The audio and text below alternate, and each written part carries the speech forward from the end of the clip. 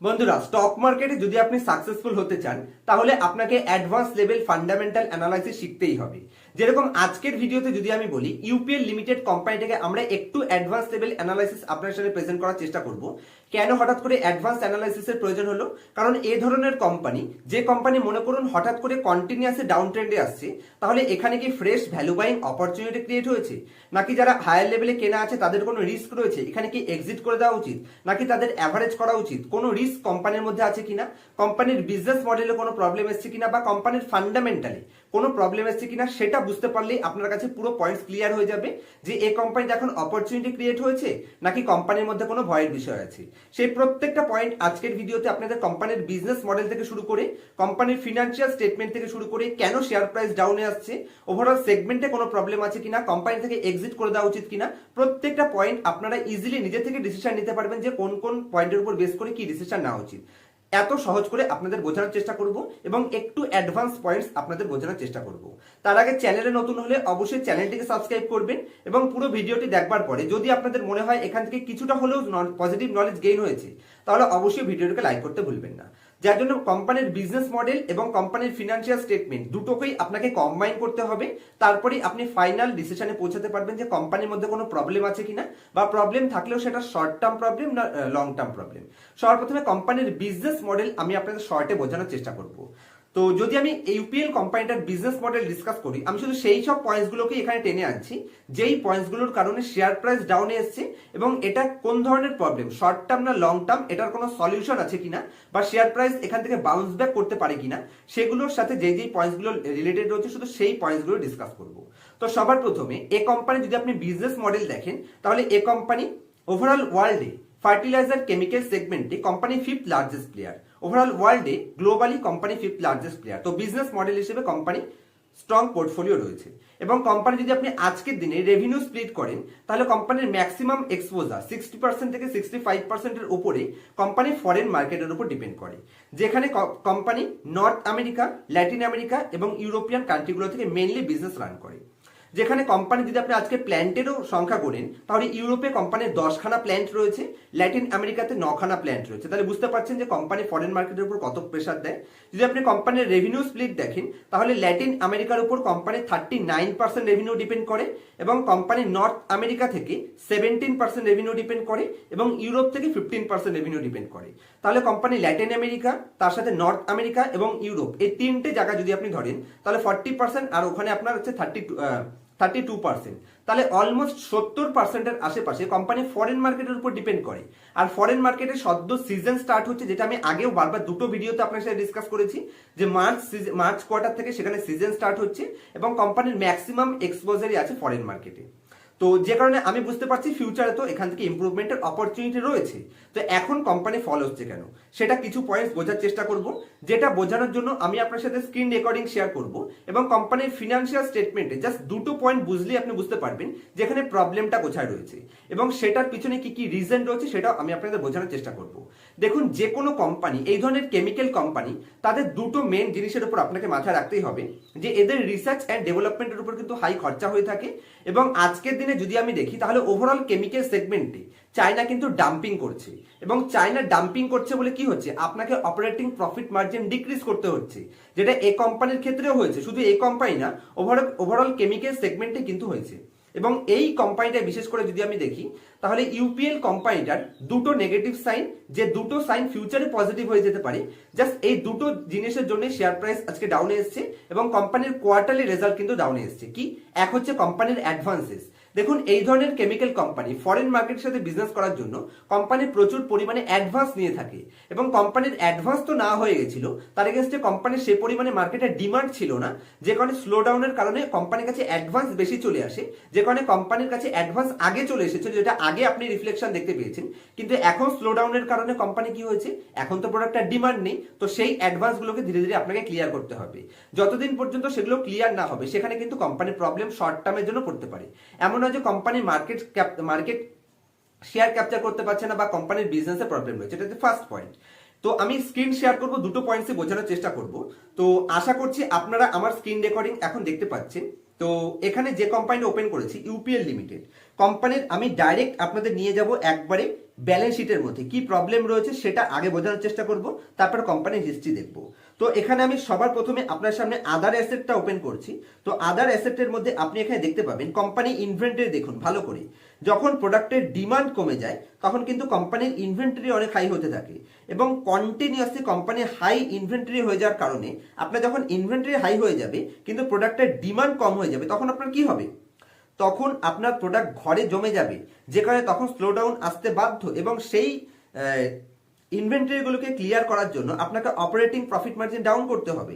কারণ স্লো ডাউনের কারণে যদি টোটাল সেগমেন্টে ডাউন ট্রেন্ড চলে আসে তাহলে আপনাকে বাধ্য হয়ে কম প্রাইসে শেয়ারগুলো বিক্রি করতে হবে, যেটা আমি অ্যাডভান্স ক্লাসে আপনাদের শেখানোর চেষ্টা করি যে এগুলো কিন্তু কোনো কোম্পানির জন্য পজিটিভও হতে পারে, কোনো কোম্পানির জন্য নেগেটিভ হয়ে যেতে পারে, যেটা এই কোম্পানির জন্য নেগেটিভ সাইন প্রোভাইড করছে। 17, 18, 19% থেকে কোম্পানির অপারেটিং প্রফিট মার্জিন 11%-এ চলে এসেছে। কেন? কারণ এখানে আপনার কাছে অনেক হাই ইনভেন্টরি হয়ে গেছিল, এবং দেখুন লাস্ট 3 বছরে 9,000 থেকে এটা 18,000 ইনভেন্টরি হয়েছে।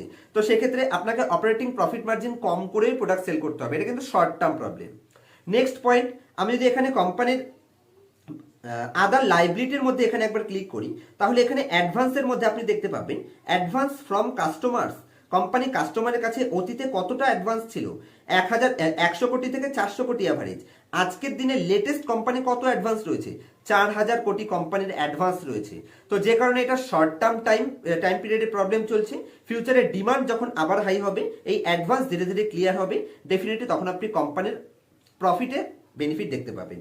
এবং এখানে যদি আজকের দিনে আসি, কোম্পানির হিস্ট্রি কি আছে? কোম্পানির 7,000 কোটি থেকে টপ লাইন কন্টিনিউয়াসলি বাড়তে বাড়তে এখানে বর্তমানে লেটেস্ট ইয়ারে highest level top line post করেছে। অতীতে কন্টিনিউয়াসলি যে কোম্পানি গ্রোথ করেছে সে কোম্পানি ফিউচারে হঠাৎ করে খারাপ হয়ে যেতে পারে? কখনোই নয়। জাস্ট একটা বছর নেগেটিভ রেজাল্ট কি কোম্পানি পোস্ট করেছে, সে কারণে কোম্পানি কিন্তু কখনো খারাপ হয়ে যায় না।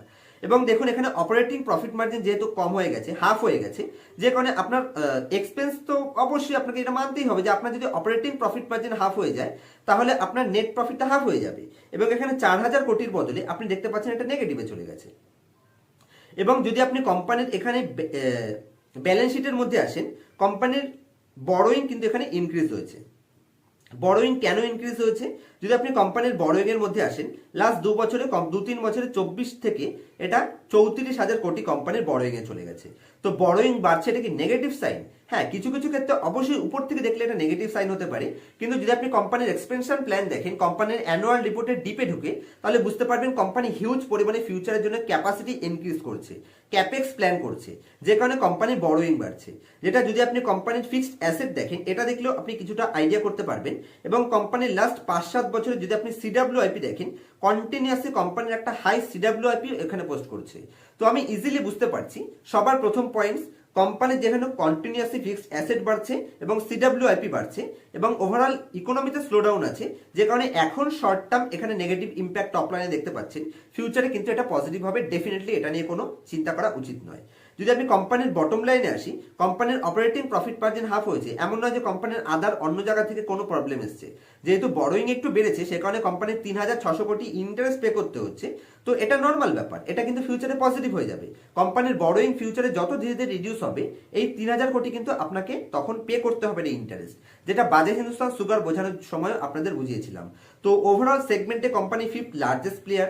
জাস্ট এক বছরের নেগেটিভ সাইনের জন্য কিন্তু আপনি এই কোম্পানিটাকে কখনোই নেগেটিভে নিতে পারবেন না। কোম্পানির অ্যাভারেজ সেলস গ্রোথ আছে, অ্যাভারেজ প্রফিট গ্রোথ আছে, রিটার্ন অন ইকুইটি কিন্তু এখানে অ্যাভারেজ রয়েছে, এবং এক বছরে কোম্পানির নেগেটিভ 25% রিটার্ন দিয়েছে। যদি আমি কোম্পানির শেয়ার হোল্ডিং প্যাটার্নে আসি, এখানে কি লুজার হ্যান্ডের কাছে কন্টিনিউয়াস স্টেক বাড়ছে? কখনোই নয়। 18% পাবলিকের কাছে ছিল 5টা কোয়ার্টার আগে, আজও 15% পাবলিকের কাছে ছিল, আজ 16% হয়েছে। এখানে যদি আপনি প্রোমোটারের স্টেক দেখেন, 30% থেকে প্রোমোটার 32% করেছে। এখানে যদি এফআইআই ডিআইআই দেখেন, ডিআইআই এখানে 16% থেকে তাদের 16%ই রয়েছে। এখানে এফআইআই যতটা স্টেক বিক্রি করেছে 3%-এর মতন, কিছুটা 1% রিটেলে কাছে গেছে আর 2% এখানে প্রোমোটারে গেছে গেছে। এবং লাস্ট 6টা কোয়ার্টার যদি আপনি দেখেন, তাহলে 28% থেকে প্রোমোটার এখানে 4% স্টেককে ইনক্রিজ করেছে। দেখুন, যে কোনো কোম্পানি আপনাকে বুঝতে হবে যে কোনো কোম্পানির ভিতরে কি চলছে আলটিমেটলি সেটা সম্পর্কে সব থেকে বেশি নলেজ কার আছে? কোম্পানির ভেতরে, আমার কোম্পানির ভেতরে কি চলছে সেটা সম্পর্কে সব থেকে ভালো জানি আমার কোম্পানির ম্যানেজমেন্ট টিম বা আমার কোম্পানির মালিক। যেরকম এ কোম্পানির প্রমোটার কিছু বুঝেই তো এখানে স্টেক ইনক্রিজ করছে, তাই না? কারণ এমন তো নয় যে প্রমোটার বোকা, প্রমোটার কিছু জানে না, কোম্পানি কন্টিনিউয়াসলি ডাউনে যাবে কিন্তু প্রমোটার কন্টিনিউয়াসলি স্টেক ইনক্রিজ করবে। দেখুন আমি যদি শর্ট সামারি করে দিই, ফার্স্ট পয়েন্ট, শেয়ার প্রাইস টপের থেকে হেভিলি ডিসকাউন্টে ট্রেড করছে। সেকেন্ড পয়েন্ট, কোম্পানির কাছে অ্যাডভান্স বেশ কিছু নেওয়া আছে, যেটা ফিউচারে যত আপনি প্রডিউস করবেন, প্রোডাক্টের ডিমান্ড যত বাড়বে, যত বেশি ফরেন মার্কেটে ডিমান্ড আসবে, আপনি সেল করবেন, সেখান থেকে কিছুটা রিকভারি হবে। এবং তার সাথে সাথে আপনার ওভারঅল সেগমেন্টে ইনভেন্টরি ফিউচারে যত ধীরে ধীরে ডাউনে আসবে, ডেফিনেটলি আপনি সেই ইনভেন্টরি পাস করেও কিন্তু অনেক বেনিফিট পেতে পারেন। এবং আজকে যে 9% অপারেটিং প্রফিট মার্জিন আছে, সেটাও কিন্তু ফিউচারে 9 থেকে 19% যাওয়ার অপরচুনিটি আছে, যেটা আগে অ্যাভারেজ 22-25% ছিল, সেটা আমি 19-20% ধরছি। তারপরে ধরতে পারেন অ্যাভারেজ কোম্পানি এখানে এখন যে নেগেটিভ নেট প্রফিট এসছে, এটা জাস্ট শর্ট টার্ম টাইম পিরিয়ডের জন্য নেগেটিভ সাইন।